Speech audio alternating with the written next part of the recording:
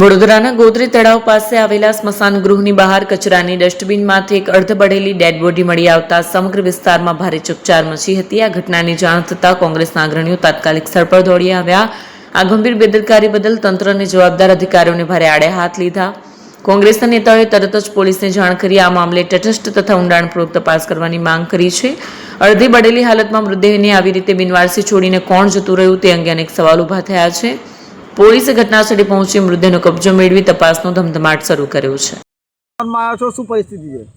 અમને અહીંયા જે યોગ્ય લોકો જે અવર જવર કરતા હોય છે તેના સ્થાનિકો છે એમને કાલ સાંજથી દુર્ગંધ આવી રહી હતી।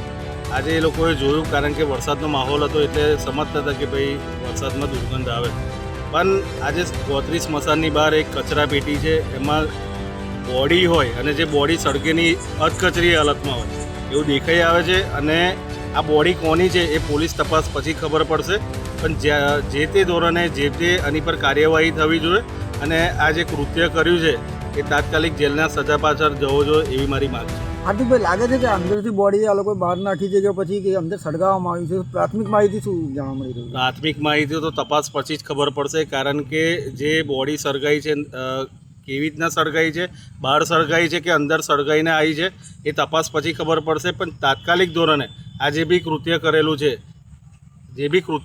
છે જેલના સવાલે જવું જોઈએ।